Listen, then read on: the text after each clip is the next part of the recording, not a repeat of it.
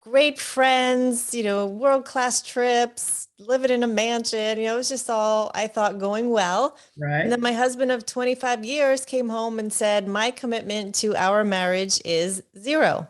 And he left. Mm. And it floored me. I mean, that was really the turning point for me. That wasn't that things had not happened to me in life prior to that moment, but that was my thing. And it really took me to my knees and emptied me out and made me question a lot of things. Who am I? How did this happen to me? How do I make this pain stop and never come back again? And how do I navigate my kids through this? And so I went on a 3 year, what I lovingly call a healing sabbatical, Hmm. determined to figure this out. How do you make the pain stop? And how do you rebuild yourself? And so I did. I went on a journey and came out on the other side. I'm happy for you. I have been on that journey. I was married for 17 years, and my kids were teens when I got divorced, 14 and 16. They're adults in their 30s now, but you are right. It has a devastating impact on you and on your family members, and it is a journey to get through. So 3 years, what helped you personally at that time? You weren't an expert in this area. What helped you personally overcome the feelings of pain, fear, and uncertainty? Well, I did all the things. I went to divorce recovery. I was in prayer groups.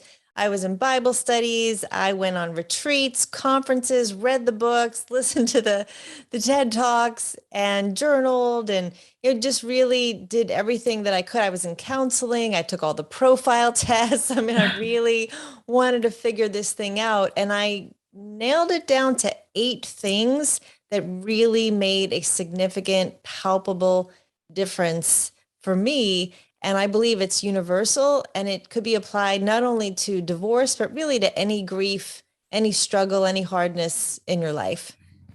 Oh, I can see that. I think you're right because it's a loss. Loss is a loss. Loss of a job, loss of a significant other. If it's something that was important to you, it's really hard to go through that. Um, so you went on your journey, you went through the courses, and you know what, I applaud you too, because a lot of times we kind of get caught up in just the bitterness and what the other person could have done better, and we can just stew there for a long time. So that you spent 3 years, in personal development and introspection is really amazing. I mean, I've had a lot of friends get divorced. We've all seen it, and that's not always the option that people take. Oh, I was bitter. Okay, I thank was you for that absolutely bitter. transparency. Yeah, no, I went through every single feeling. I mean, the shock, the denial, the anger, the sadness, the depression, the bitterness, I went through all of it. And it's not like this linear, like next step, next step. It is messy. You're jumping around, you're getting triggered, you think you're good. And then all of a sudden, you see their picture on social media with some woman and then it, throws you back again. And then you think you're good. And then they do something with the kids and you're like, oh my goodness. And then in a moment they're re-engaged and you're like, what the heck? And that throws you back. And so Right. I went through it all. I just didn't get stuck or stopped there. Right. Not stuck or stopped. I like that. I like that. So many women and men have gone through a divorce and learned things from it. I mean, whether they wanted to or not, their lessons learned. And we pass on advice to personal friends who come to you because all of a sudden you're the expert in your circle on divorce, or so they think. But you became a certified divorce coach. What does a divorce coach do? Honestly, I never heard of that. When I saw that is one of your titles and your skill set, I was like, really? This is a thing? It is a thing. Originally I did it again selfishly for myself because I am a knowledge person and knowledge helps me heal. When I understand, I'm like, oh, and I learned so much in that divorce certification course. It was through the American Association of Christian Counselors. I didn't think I was doing it for anyone but me, but I just thought, wow, let me learn from the experts who really know, Mhm. these top psychologists and counselors. And I learned a lot in that process. For example, the person who leaves on average has been thinking about it for at least 2 years. So that person has a 2 year jump start. They've already thought about what they're going to tell their parents, what they're going to say at work, where they're going to live, the money. where the other person who's really blindsided is starting at zero and almost negative because it's such a shocking setback. So a divorce coach, there are different niches in the divorce coach. What I do is I really help people with the emotional healing. So the identity, the forgiveness, the renewing of your mind, your purpose, loving yourself again, learning to live in gratitude.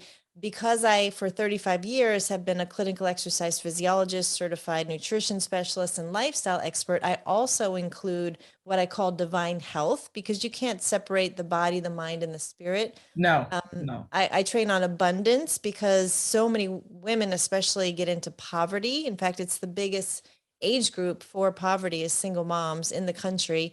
In fact, if women don't get remarried, their chances of staying in poverty or getting there are really, really high. And then how to create a life of joy, resurrection, and celebration. So that's the niche in divorce coaching that I chose to take.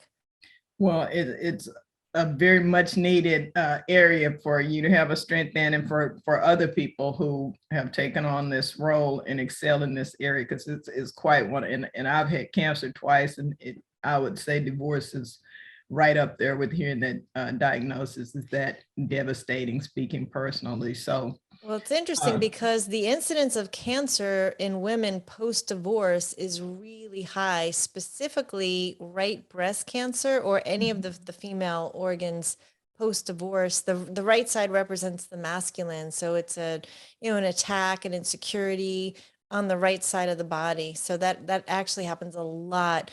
Everything from, migraines to gut issues to cancer. When you are assaulted emotionally like that, it's going to show up somehow physically if you're not doing things to be as well as you possibly can. right, is stress will do stress from various sources, but that's an interesting statistic, and I like that your stuff is all evidence based. You always have great data and statistics to support what you're saying and the authenticity of it.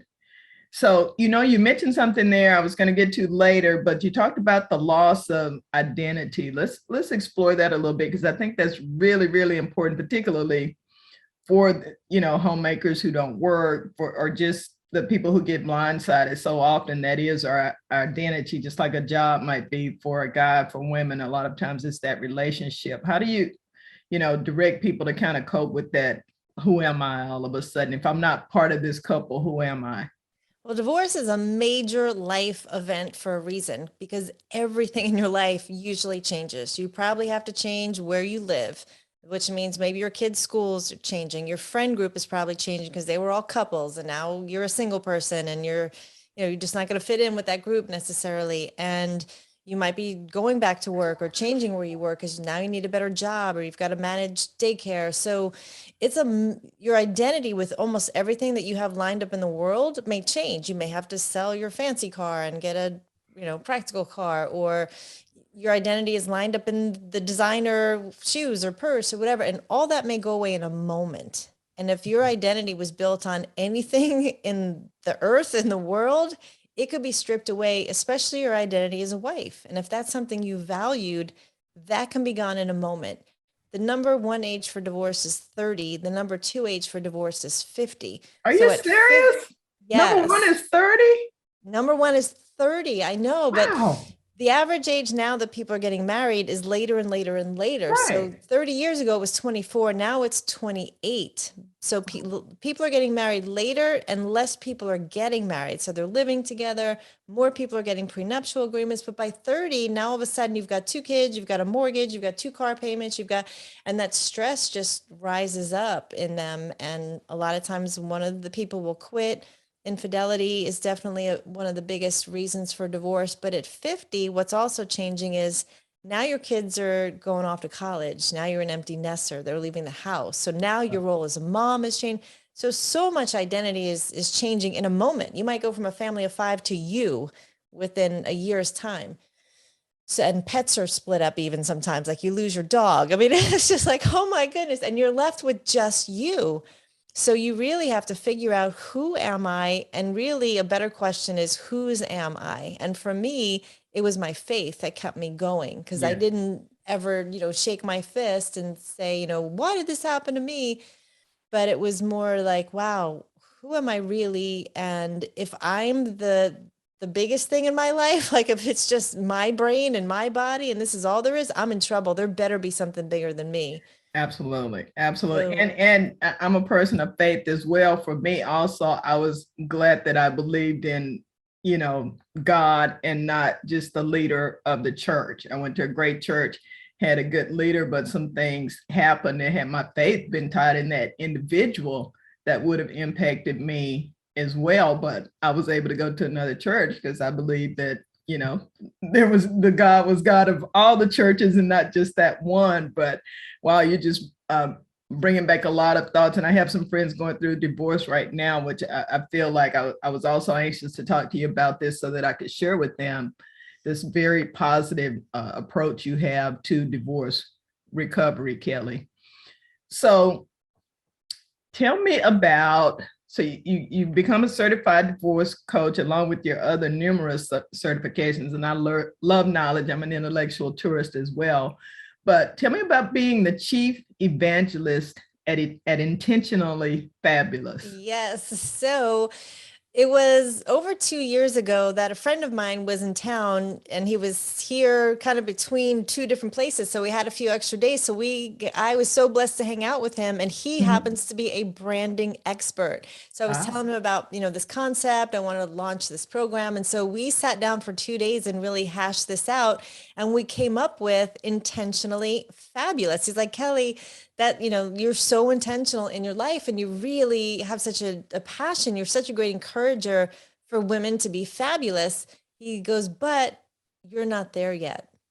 And I oh, was like, I know, you're right. He goes, wow. if you step on stage right now and try and tell people to be fabulous, he's like, you're, and I wasn't like, even 2 years ago, I still hadn't fully forgiven.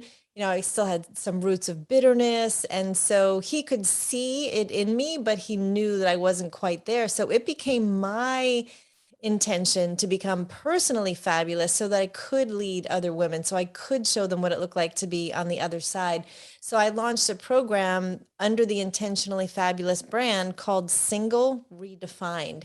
And so that was my first program. And now I'm working on other programs. But rather than, chief executive officer, chief operating officer, or chief financial officer, I just love chief evangelist. And that is, what I do. It's who I am. I encourage people and I spread good news and I give them hope.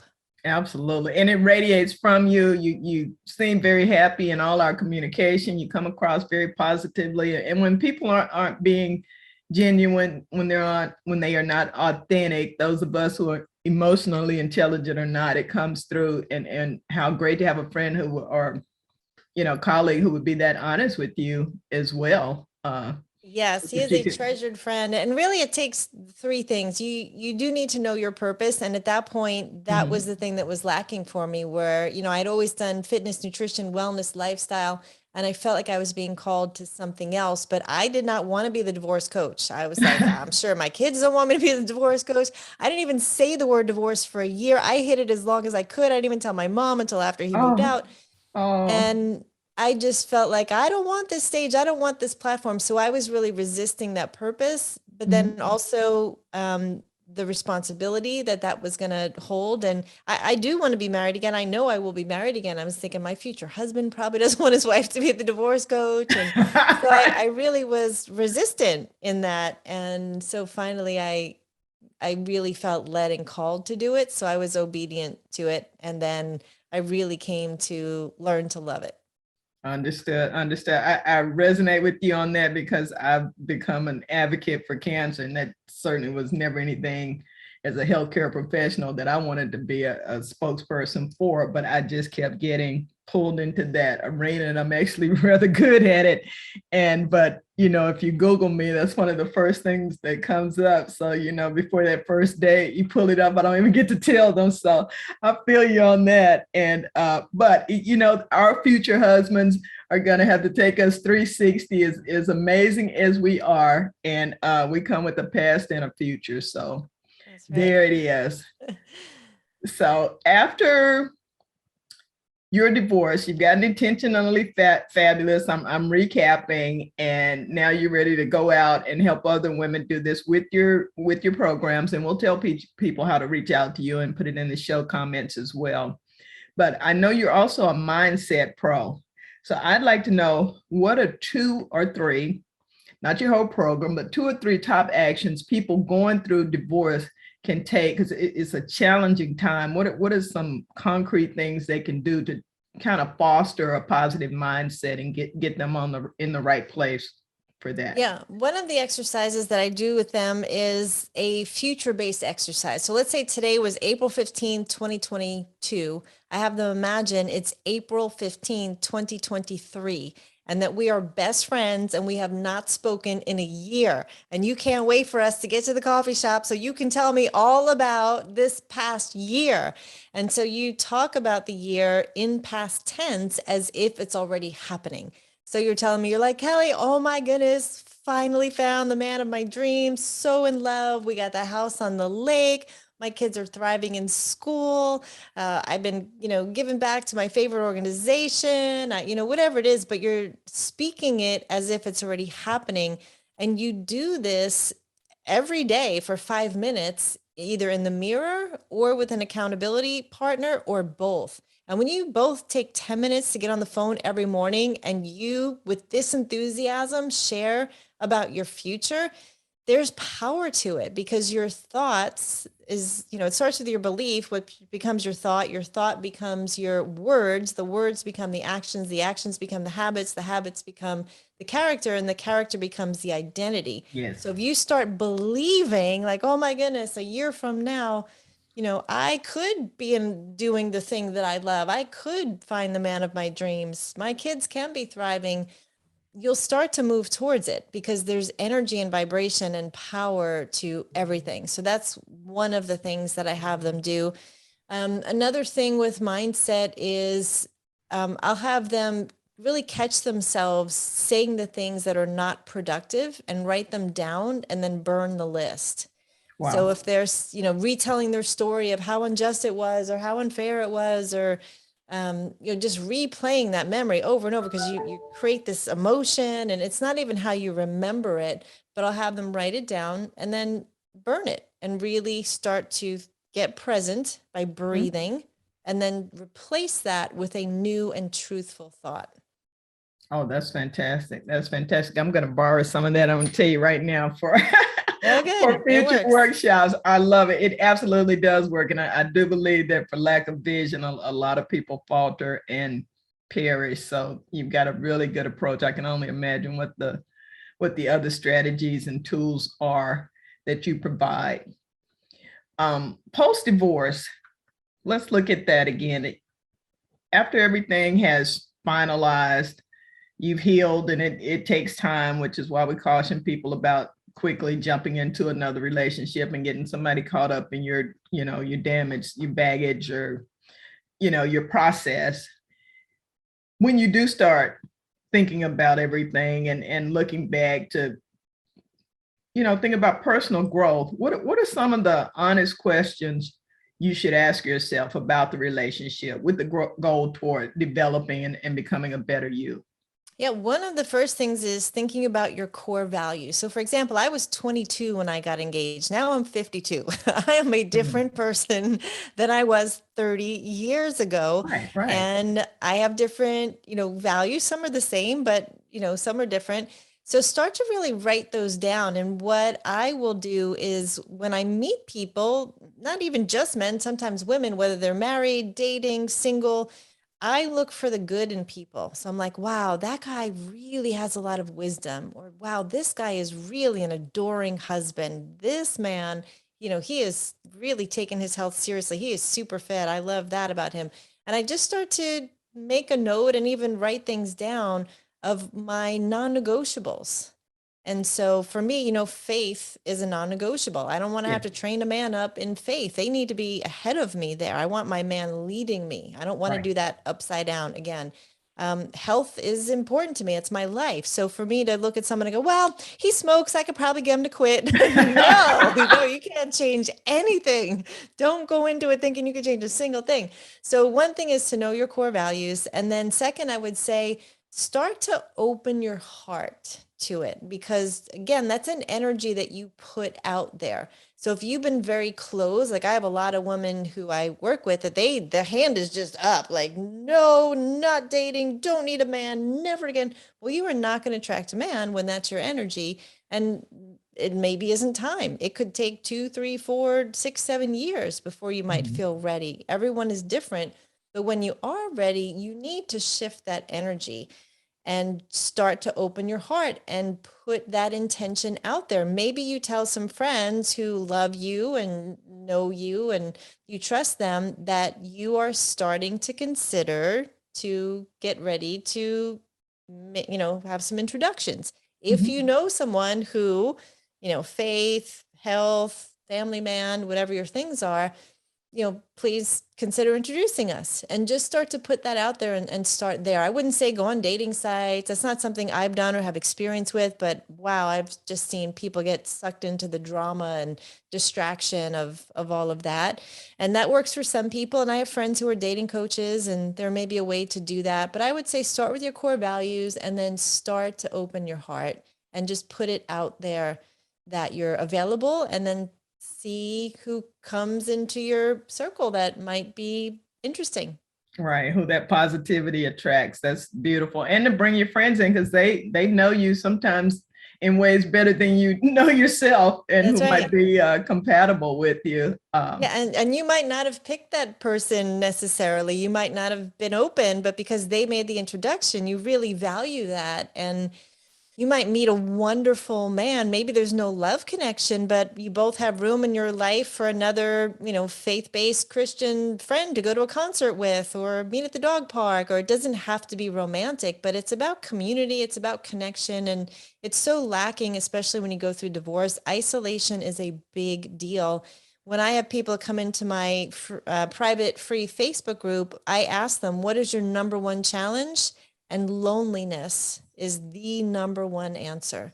So even if you're not, getting involved romantically, but there's somebody you can go to church with or go to brunch with, or there's nothing wrong with that. And you can be upfront and say, you know what, I don't think there's a romantic connection here, but I would just like a buddy to hang out with and, Oh go on yeah, a hike yeah. with. Or a Nothing plus wrong with that. one for certain events, depending on where you live, it can be very much, a lot of events are oriented toward couples or a family, a corporate meeting or whatever. So it's nice to have somebody that you already have a relationship and that a friendship. There's nothing wrong with friendship. That was something somebody had to tell me, was just, everybody is not a future husband. Just look at somebody for their, like you said, their good qualities and a potential friend, and don't, bring your angst into it and all the assessing. It's not a job interview. Just, Yeah. go have a good time. And it totally changed my dating life, that I wasn't, weatherproofing about everything. I was just, this is a nice person. I meet nice people all the time, and we talk and have a good conversation, and I don't make any more or less of it than that. So Yeah, you can relax when you know there's no, pressure. romance coming. Like when they know, then you'll probably go out more if you had a friend. Like you would probably go to a concert Mhm. with a friend versus alone, or a movie, or even church. There's a lot of times now we can do everything online right now. So we don't even Right. need to get up and go to church. We could just sit home. But if a friend was meeting me and then we were, going to go to brunch or something, there's a better chance I'm going to go there and be present at church if I have a friend versus me sitting alone. Absolutely. You're much more motivated if you're, going to have a companionship. You mentioned something about loneliness, and I've been reading a lot about how that is has gotten even worse with the pandemic. Hopefully, we're coming out of it if we don't get another variant or whatever. But have you seen any data on how that's impacting the divorce rate? I would think maybe people were trying to stay with their partner, but with everything that's going on in the world. But has the divorce rate actually gone up, or what have you seen? It's been interesting. So initially people were staying together because they thought, well, this is just going to be a couple weeks. So, we're going to hang in and hang in there. Couples who were strong stayed Mhm. strong. Couples who already before had a weak foundation didn't make it. Couples who were not married as long have a better chance of getting divorced because they had not been through anything hard yet. I mean, if you had been together 20, 30, 40 years, you've been through some stuff, you can make it through the pandemic. But if you hadn't been through anything hard, you hadn't spent this much time together, you hadn't been through a job loss or a sickness or homeschooling kids, or those were the marriages that really didn't make it. Prior to the pandemic, the divorce rate was 50% filed by a man, 50% by a woman. Since the pandemic, 78% of divorces are filed by women. Wow. Um, Infidelity is the number one reason that they are giving. The prenuptial agreements have never been higher, and less people are getting married. They're just living together, and the age is now 28. So everything was definitely affected. A lot, I think the women are asking for divorce more because they thought the man was going to come home and be helpful, because mostly the woman is primarily responsible for the house, Sure. taking care and the That caregiving of the second kids, shift. Yeah. and they came home and didn't necessarily help. And then the women were like, forget this. And that was not my story. Mine was all pre-pandemic, but Mhm. I saw that happening where the women were like, no, now you're going to just be home and not help either. So um, you couldn't get away from each other. So if you used to stop on the way home from work and have a drink or whatever, now you're not doing that, or you're hiding the alcohol in your house, or they're seeing how much you drink, or you're in the basement on your computer all night. What are you doing? And so they missed out on hanging out with buddies, and so it did definitely come to a head for the couples who already had one foot out the door, or Right. didn't have good communication, whatever it was, got escalated. That's unfortunate, but also a lesson to us to, be prepared in advance. We need to be working on our communication skills and, you know, working out mediating ways to share those responsibilities, because that's been a problem for a long time of women doing the majority of the housework and the childcare, even with us moving into corporate America. But I was just curious about that. That's thank you for sharing that data, and hopefully those that are strong can continue to get stronger.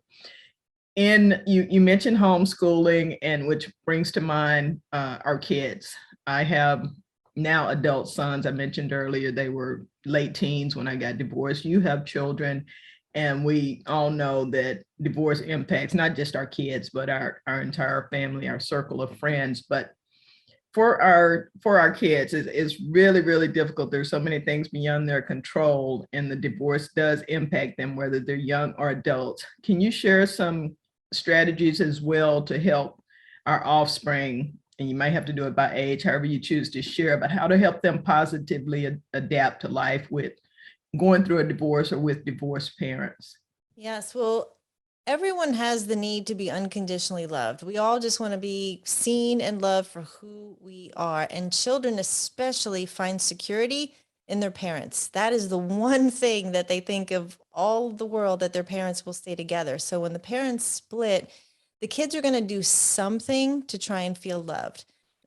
Girls tend to isolate, boys tend to get angry. Girls could tend to be the good girl, try and be a perfectionist and be perfect. Boys might, act out or try and be the best at sports. The statistics for divorced kids are not good, meaning they have more dropout of school, there's more crime, there's more teen pregnancy. Their chances of being divorced are higher because the parents are divorced. So generationally, it just kicks off. If you were the first one, could kick off, but it doesn't have to be, obviously. We can change all of those statistics. So keep as much normal as possible for the kids. So if you can keep them in the same school district, if you can keep them in the same house, similar neighborhood, same friend group, keep them in the sport they were in. Kids don't talk about this with other kids. We're not sitting at the lunch table at whatever age, in school, talking about my parents are getting divorced. So get them in a group. If there's a church group, if there's, they can do counseling, they need some outlet. They need some place to share how they're feeling. And so if that's a possibility, getting them into counseling is definitely good. Stay connected to them. A lot of times the stronger parent will get the worst of them. So in my case, it was me, and I got the anger, the rejection, the defensiveness, all of it. And my kids were 16 and 17, so tough age anyway. Right, They had right. their license, or leaving the house, first boyfriend and girlfriend, first job. And, we were all blindsided. So their worlds got blown up.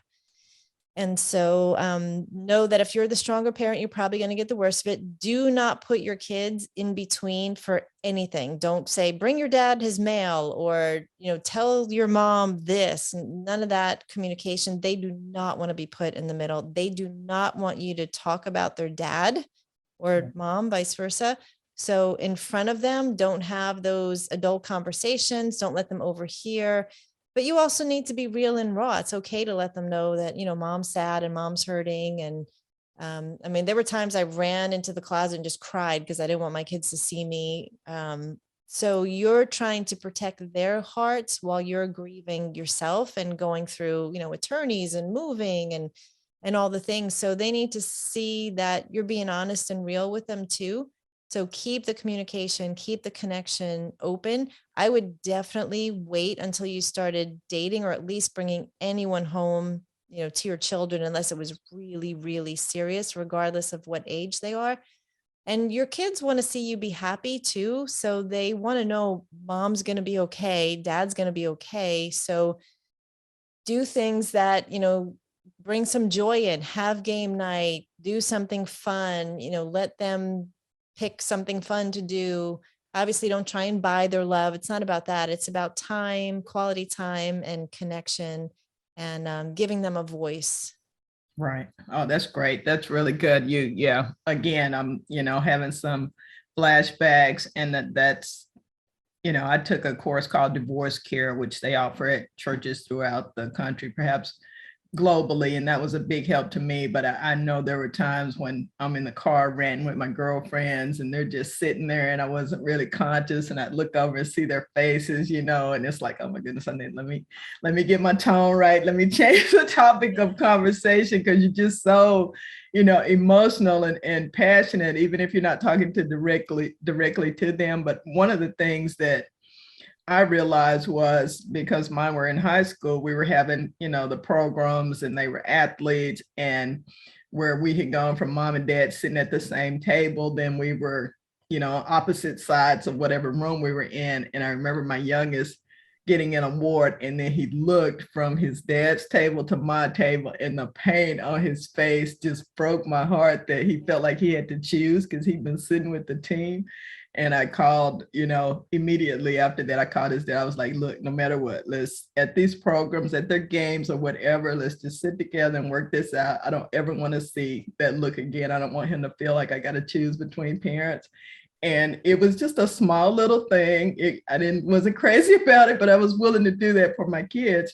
And it was just, the whole tenor of those events changed, because that was, one less exercise and angst that they had to go through. So they're, loving our children, even though we're going through a tough time, we can make some sacrifices and compromises to just make it better for everybody. So while I could have used you some years ago. Let me just say that. And I know that the women you're working with are benefiting tremendously from this, because like I said, in divorce care, some of the things I learned kept me from doing things that I was inclined to do emotionally, tearing up pictures and silly stuff that petty stuff that I'm so glad I didn't do. You have a phrase that I've heard you use called being single on purpose. I love that. Explain that to me. Yeah, it's like, what is great about this season? And a lot of times we start asking ourselves bad questions, like, how did this happen to me? How did I get here? But if you change it and you're like, okay, what's good about this? And there are good things about being single. You're like, wait a minute, I get to pick everything, like the temperature of the house, what food I eat, when I go to bed, when I exercise, how I decorate. Everything. So you're like, that's pretty cool. That's pretty amazing. And I could be in the best shape of my life right now. Like, there is no reason why I can't be my best self, personal development wise, bringing healthy food in the house. I'm not bringing junk food in the house for anyone but me. So if I'm not eating healthy, it's, completely up to me. And you just start going down the list. You're like, wow, this is really good because I can plan girl trips and I can just be so intentional about all the things that I have wanted to do that I have not been doing. So just keep asking yourself, what is great about this? And it sounds horrible, like I'm divorced. What could possibly be great? But when you start to think about it, you're like, wow, I could, read books. You have the time now that maybe you didn't have before. And maybe your house was, fighting and anger and just tension before. And now you're like, wow, it's so peaceful. I'm going to put out my lavender candles. I'm going to take a bath. And so ask yourself, what's really great about this? And it's just a better question to ask. And you'll start to find things. Your brain will line up with, how can I be single on purpose? How can I be intentional that I have an opportunity to have a whole new bonus life that I get to start really from scratch? And I can choose, do I want to learn a language, take up art, get a pet? I mean, you can do anything now.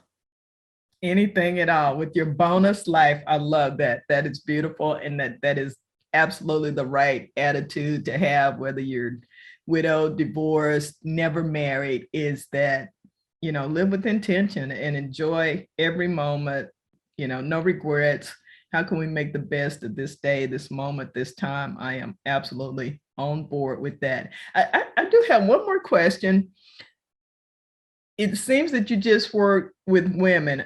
I am certain with all the national exposure you've had, when men hear about this, that they're probably interested in your services too. What do you actually limit yourself to women?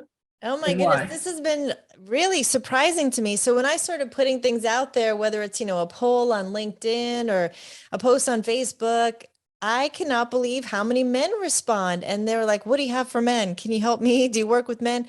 I have nothing against men, and I do not think they suffer any less. I know they suffer just as much. But at the time that I went through my divorce, I had 8 friends who were getting divorced at the same time. And I was just watching, what was happening to the women. So my heart was really for the women. And I mostly, only get their side of the story. Hadn't spoken to the men as much.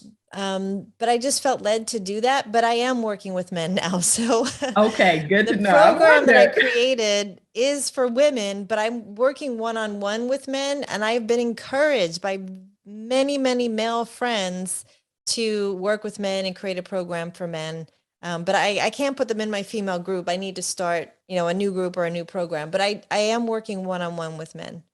I like that. I think that's good that in that course that I referenced earlier, there were a lot of men, and when I saw the depth of their heartbreak and the crying and some of the stories they were telling, because I grew up with a bunch of kind of alpha cavemen type males, so that just totally caught me off guard. I was like, oh my goodness, they are just as hurt as we are. Oh And yeah. it was eye-opening too. I needed to know that. And so I'm glad. Any final tips? Tell us about your program, what you're doing next.